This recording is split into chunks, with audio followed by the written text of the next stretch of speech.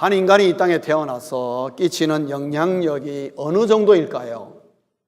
사람마다 또 시대마다 다 다를 것입니다. 그러나 한 사람이 이 땅에 태어나서 영향력을 미치는 범위는 생각보다 그렇게 넓지를 않습니다. 자기의 가족, 자기의 친구들, 그리고 일가친척, 이 정도, 혹은 범위를 조금 더 벗어나면 교회 사람들, 이 정도일 것입니다. 어떤 직장의 동료들, 이럴 것입니다. 다 합해봐야 100명을 별로 넘지 않는다고 합니다. 일반적으로 사람들이 사귈 수 있는 사귀는 평균의 인원이 75명 정도밖에 되지 못한다고 합니다. 그 정도 범위 정도 영향을 미치지 그 이상은 영향을 잘 못 미친다는 얘기지요. 그러나 사람 가운데에 가끔 그보다 훨씬 더 지대한 영향을 미치는 사람도 있습니다. 국가적인 영향을 미치는 사람, 혹은 월드와이드로 온 세상에 이름만 대어도 다 아는 그런 유명한 사람도 가끔 있기도 합니다. 그러나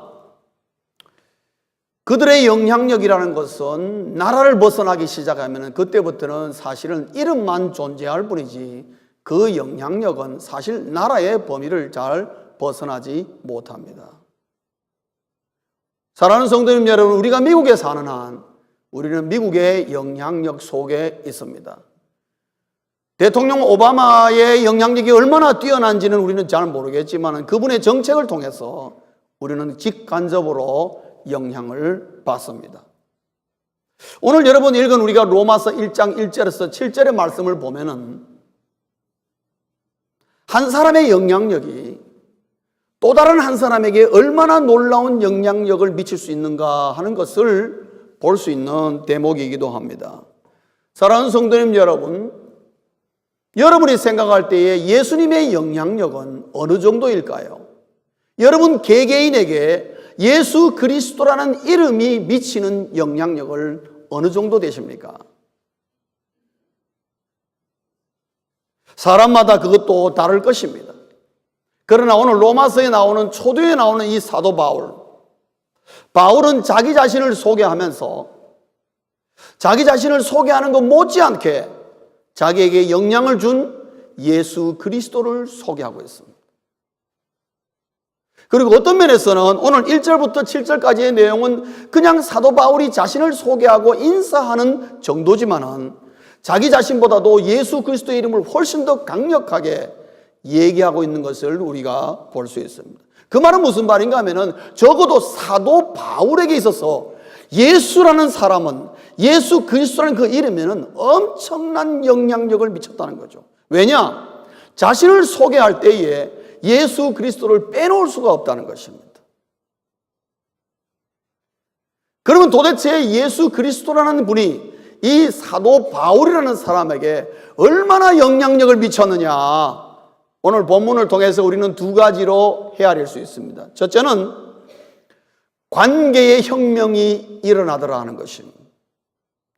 바울에게 있어서 예수 그리스도는 자기의 평소의 모든 인간관계를 완전히 뒤집어 버리는 그런 놀라운 역사적인 사건이었습니다. 적어도 바울에게 있어서는 얼마나 관계에 큰 영향을 미쳤는지 오늘 본문 1절 초두에 말하기를 자기 자신을 소개할 때에 자기 이름이 먼저 나오는 것이 아니라 예수 그리스도의 종이라는 말을 하겠습니다. 여러분, 종이라는 말은 벌써 예수님과 자기 자신과의 관계를 벌써 설명하고 있습니다. 어떤 관계냐? 자기가 예수 그리스도의 종이라는 것은 바울에게 있어서 마스터, 주인은 누구라는 겁니까? 예수라는 것을 이미 벌써 말해주고 있는 것입니다. 그러나 성도님 여러분, 예수님은 바울에게 네 내 종이 되어라고 주님 말하신 적 없습니다.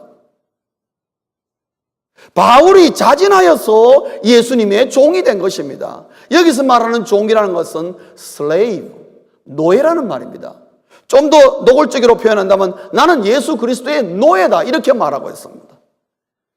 여러분, 이 당시에 노예는 사람 취급 못 받는 하나의 재산으로 분류되는 부류의 사람들이었습니다. 그 정도로 예수 그리스도의 영향력이 바울에게 엄청나게 미쳤다는 것입니다. 그래서 자진하여 나는 그분의 종이 되었다, 그렇게 말하는 것입니다. 여러분, 바울이 누구에게 종이라고 말할 사람이 아닙니다. 바울은 공부를 굉장히 많이 한 사람입니다. 똑똑한 사람입니다. 요즘 말로 하면은 박사학위 이상으로 정말 전도 유망한 젊은이였습니다. 사도 바울은 예수가 없어도 그는 정말 성공적인 인생을 살 수 있는 사람이었습니다. 어쩌면 우리보다 훨씬 뛰어난 훌륭한 인물이었습니다. 바울은 자기가 유대인으로 태어났다는 것에 대해서 굉장한 그 자긍심, 그 프라이드를 갖고 있었습니다. 이런 사람이 예수 그리스도에게 나는 그의 종이라고 말한다는 것은 바울에게 엄청난 관계의 변화가 일어났다는 것을 증명하고 있는 것입니다.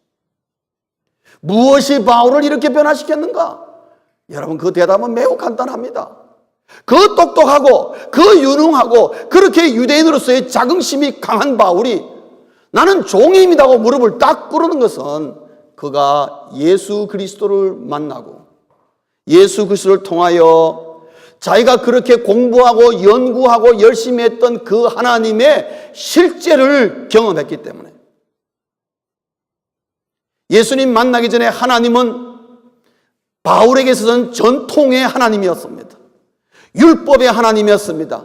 고대 선배들로부터 전승되어 오는 하나님, 어떤 면에서는 개념 속에만 있는 하나님, 상상 속에만 있는 하나님, 자기의 신념이요, 자기의 철학이요, 자기의 소신이었을 뿐인 그 하나님이었습니다. 그러나 바울이 예수님을 만나고 난 다음에 하나님을 경험하니까 그 향함은, 하나님은 상상 속에 있는 하나님이 아니라, 자기의 전설 속에 있는 하나님이 아니라 오늘도 살아 역사하고 자기 자신을 지배하고 바울 자신의 모든 지식과 경험을 초월하는 초월적인 하나님을 경험할 때에 그 앞에 무릎을 탁 꿇은 것입니다. 그렇습니다. 나는 그분의 종입니다. 그 순간에 하나님과의 관계가 전혀 새롭게 정립된 것을 볼 수 있습니다. 여러분, 예수라는 이름을 바울은 이미 들었습니다. 그래서 예수님이라는 사람을 만나기 전에는 그 사람은 절대로 용납할 수 없는 사람으로 인정했습니다. 왜냐? 아니, 유대교를 갖다가 함부로 이방인들에게 어쩌고 저쩌고 전한다, 천만의 말씀. 바울은 용납할 수 없었습니다. 도대체 이 예수라는 때문에 우리 유대교의 그 독특성과 유대교의 그 좋은 전통을 아주 다 배려 놓는다고 생각했습니다. 그래서 저 예수와 그 따르는 무리는 싹 다 없애야 된다고, 그래야 우리 유대교가 바로 선다고, 그런 믿음과 확신을 갖고 살았던 사람이었는데, 그가 정작 예수를 만나니까 완전히 바뀌었어. 그의 인생의 모든 관계가 다 변화되어지고, 그 전에 유대교 지도자들과 관계를 맺고, 그 다음에 많은 청년들과 유대 청년들과 관계를 맺던 걸 저절로 다 끊어버리고 온전히 새로운 관계를, 특별히 하나님과의 관계를 완전히 새롭게 맺어나가는 그 바울의 모습을 보며, 아, 바울은 이 예수야말로 자기 인생의 모든 관계에 혁명을 일으킨 장본이라는 것을 바울은 고백하는 것입니다. 그 한마디가 바로 그리스도의 종이란 말입니다.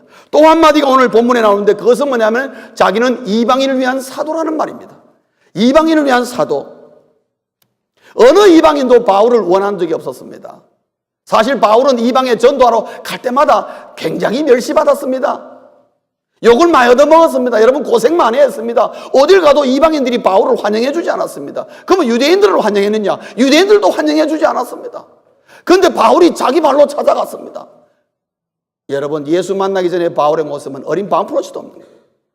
이방인들은 유대교와 아무 상관없는 것이고, 우리 이스라엘 유대민족만이 선민의 백성이라고 생각했습니다. 선택받은 백성이지, 저 이방인들은 no gentile, 그건 우리하고 아무 상관없는 것이고, 저건 다 하나님의 심판의 저주 속에 들어가는 물이라고 생각했습니다. 그래서 그는 결국 그의 이웃이 유대인의 범위를 떠나본 적이 없는 사람이었습니다. 그런데 이 이방 전도에 바울은 죽음을 불사하는 사람으로 바뀌었습니다. 그렇게 고생 많이 하고 태장도 맞고 멸시도 받고 욕을 얻어먹으면서도 그렇게 평소에 자기가 예수 만나기 전에 싫어했던 그 이방인들을 자기 발로 찾아가서 얻어맞으면서도 예수를 전하는 모습을 우리가 보게 되며, 오늘도 로마 교인들에게 다른 거 얘기하지 않습니다. 내가 믿는 이 예수 당신들도, 내가 영향받은 이 예수 그리스도 당신들도 그 영향 속에 살기를 원한다고 로마 교회에 먼저 부탁하는 걸 볼 수가 있습니다.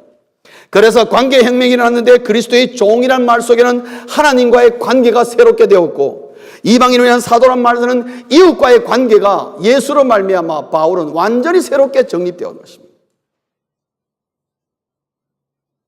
두 번째로 예수님의 영향력이 어느 정도인가, 사도 바울에게 과연 어떤 영향을 미쳤는가. 사도 바울에게 있어서 적어도 예수 그리스도는, 그리고 주님의 영향력은 인생의 목적을 재설정하게 만들었습니다. 인생의 목적을 재설정하게 만들었습니다. 예수님 만나기 전에 바울의 인생의 목적은 뭐였습니까? 뛰어난 유대의 학자요, 그리고 귀족이요, 그리고 정치인이 되기를 원하는 그런 마음을 갖고 있었습니다. 그렇기 때문에 바울은 스데반을 순교시키고 스데반을 죽일 때에 청년들을 규합하여서 거기에 제일 앞장섰었습니다. 그래서 자기가 먼저 유대교의 가장 그 프로파간다, 선전 요원이 되기를 자원하였고, 거기에 사내들인 공회나 유대 지도자에게 어떻게 하는지 전도 유망한 청년으로 인정받기를 원하여서 예수 그리스도 믿는 사람을 핍박하는 데 앞장섰습니다. 그래서 그의 마음 속에는 나도 언제가 공회원 회원이 되고, 그리고 이 유대 사회 속에 인정받는 지도자로, 그리고 존경받는 정치가로, 그리고 정말로 뛰어난 성경적인 지식, 종교인으로 그는 살기를 원했습니다.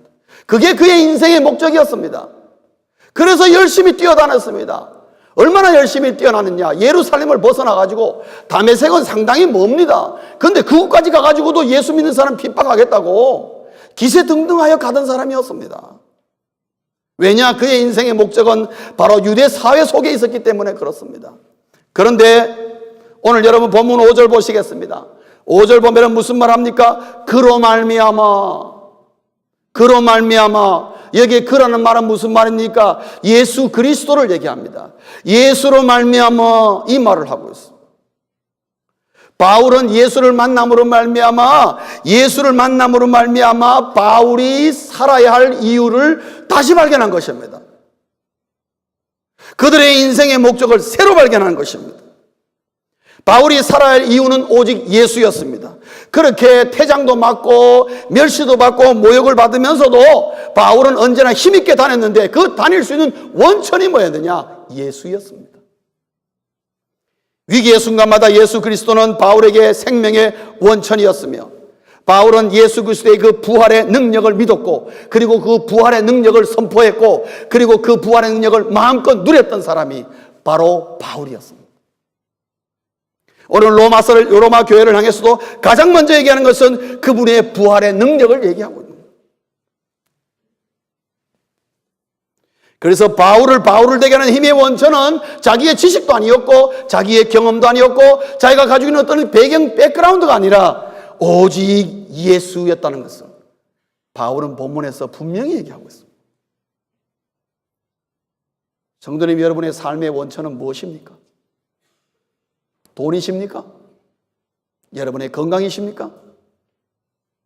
여러분이 가지고 있는 사회적인 직위이십니까?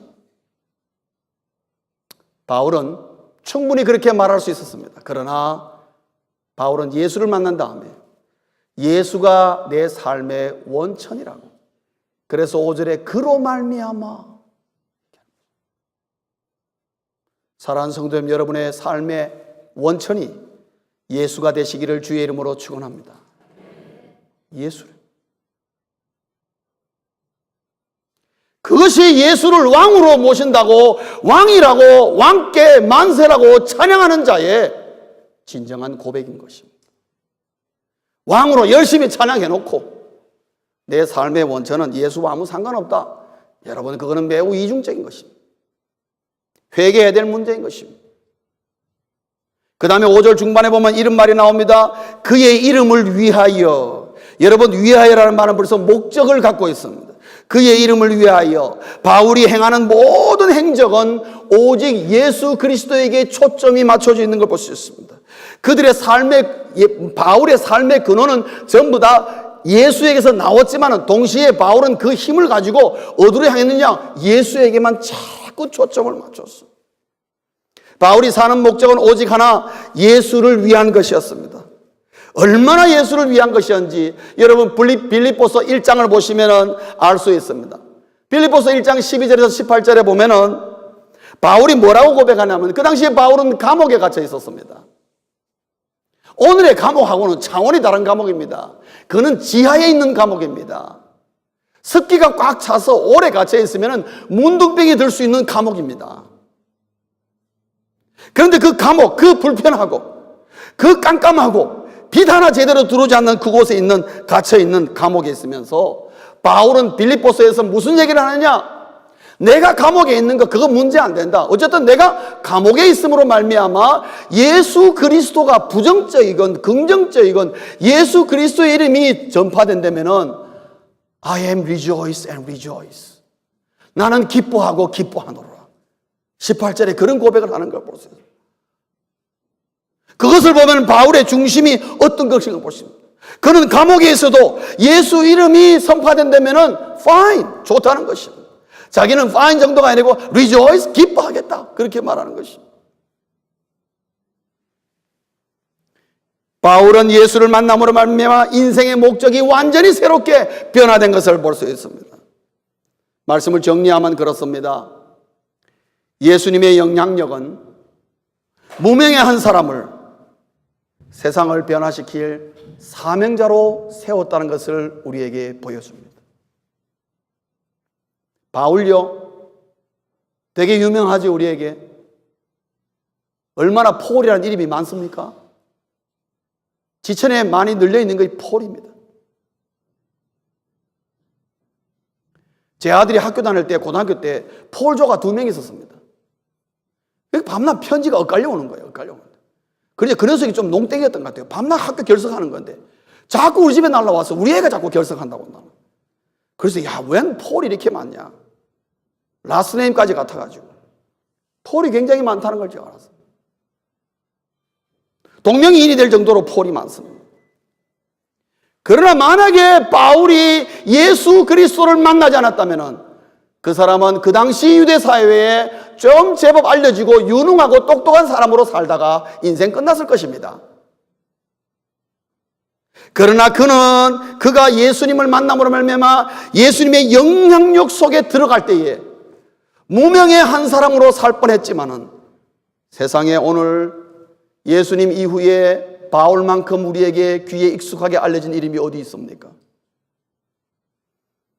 예수님의 영향력은 무명의 한 사람을 들어서 이 세상을 변화시킬 정도의 사명자로 세우시는 파워가 있다는 것을 우리에게 가르쳐주고 있습니다. 말씀을 맺겠습니다. 예수라는 이름 하나가 우리에게 얼마나 영향력을 미치고 있는가 하는 것입니다. 여러분, 예수라는 이름이 여러분의 삶에 어떤 영향력을 미치고 있습니까? 예수님이 내 인생에 영향력을 미치게 하려면 제대로 미치게 하시길 바랍니다. 바울처럼 어중간하게 영향력이 오는 것도 아니고 아는 것도 아니고, 교회 안에서는 예수 하는데 밖에 나가서는 아무 이름 부르지 않는, 일주일 내내 예수 그리스도의 이름 한번 제대로 부르지 않고 오시는 분이 계십니까? 그분에게서 예수 그리스도의 영향력은 어디까지 와 있는 거냐? 오늘 우리는 자문자답해야 될 필요가 있습니다. 사랑하는 성도님 여러분, 누구든지 예수를 만나면은 인생의 방황이 끝나며 분명한 목적을 가진 인생으로 바뀐다는 것입니다. 바울은 그냥 그 중에 한 사람일 뿐입니다. 히브리서 11장에 보면은 수많은 허다한 증인들이 있다고 합니다. 우리 기독교의 역사에 봐도 수많은 증인들이 있습니다. 예수의 영향력으로 말미암아 그들의 인생이 바뀌고 관계가 혁명이 일어나고 그들의 인생이 계획했던 것과 정반대로 엄청난 인생으로 변화되는 것을 볼 수 있습니다. 우리 대한민국의 130년이라는 짧은 기독교의 역사 속에서도 여러분, 우리가 들먹일 수 있는 유명한 사람들이 얼마나 많은지요. 예수 그리스도의 영향력 때문에 그들의 인생이 완전히 totally change, 완전히 변화된 사람들이 얼마나 많은지. 오늘도 예수 때문에 인생이 변화되어지고 관계의 혁명이 일어나며 정말 예수로 말미암아 그 예수의 영향력 때문에 세상을 변화시키는 사명자로 세워지는 일들이 교회 안에 많이 일어나고 있는 것입니다. 바라기는 성도님 여러분들도 그 중에 한 사람이 되어야 한다는 것입니다.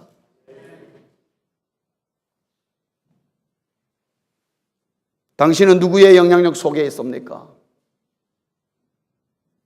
예수는 그 이름만으로도 사람을 변화시키는 능력이 있습니다. 그분의 능력으로 정말 변하기를 원하는 자는 예수님의 탄생을 예사롭게 맞을 수가 없는 것입니다. 그분의 이 땅에 오신다는 그 자체가 내 인생에 엄청난 영향력을 미칠 수 있다는 것을 전제하기 때문에 그렇습니다. 왜냐? 그분은 하나님의 아들이십니다. 그리고 누구든지 하나님의 아들이신 예수를 나의 구세주로 영접하는 자에게는 오늘도 하나님께서 우리의 인생을 드라마틱하게, 다이나믹하게 변화시키는 그 능동적인 능력의 역사가 우리 모두에게 일어날 것이기 때문에 그렇습니다. 그래서 우리 인생 한 사람 한 사람에게 과연 새로운 소망은 어디에서 오느냐? 예수라는 그 이름에서 온다는 것입니다. 하나님의 아들 예수를 환영하며 영접하며 그분을 말미암아 내 인생을 변화시키는 하나님의 놀라운 능력으로 말미암아 나뿐만 아니라 내가 아는 모든 사람들을 예수로 말미암아 새롭게 변화시키는 그런 그리스도인으로 세워달라고 기도하시며 강림하신 아기 예수 그리스도에게 그것을 기대하시는 우리 모두 될 수 있기를 주의 이름으로 축원합니다.